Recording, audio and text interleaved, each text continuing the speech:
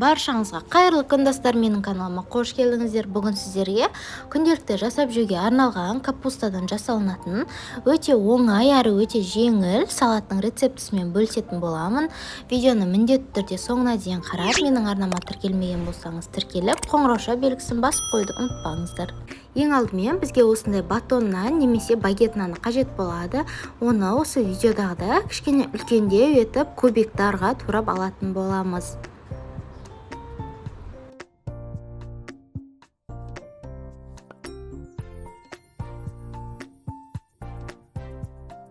Енді духовкамызға салатын ыдысымызға салып, үстінен кішкене тұз және де паприка, зәйтүн майы немесе жай ғана сұйық майды пайдалансаңыздар да болады. Үстінен құйып, барлығын көз мөлшерімен кішкене араластырамыз қолмен, және де қызып тұрған пеште 200 градуста бір 15 минутқа салып алатын боламыз.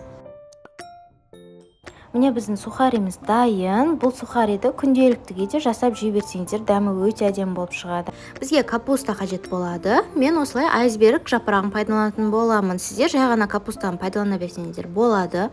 Осылайша үшке бөліп, майдалап, сопақтау, жіңішкелеу етіп турап шығамыз.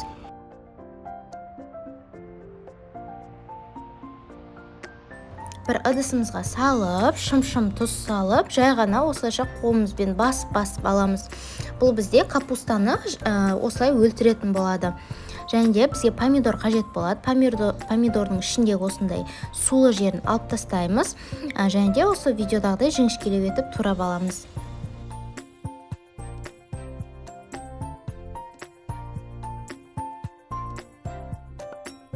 Екі жұмыртқамызды алдын ала қайнатып пісіріп аламыз. Оны да шұқалау, сопақтау етіп турап шығамыз.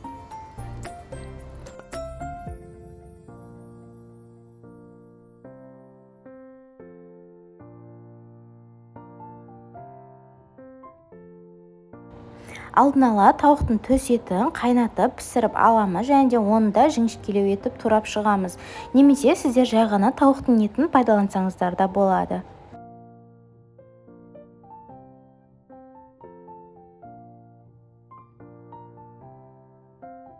Және де мен осындай кішкене укропты турап, әдемілік үшін қосып жібердім. Сіздер өздеріңізге ұнайтын кез келген көк шөпті пайдалансаңыздар болады. Және де бетіне майонез қосып, барлығын дәміне қарай шым-шым тұз қосып жіберіңіздер.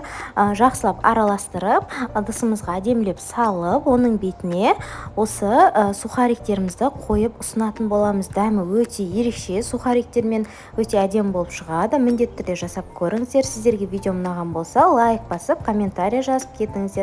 Сіздермен болған арайлым.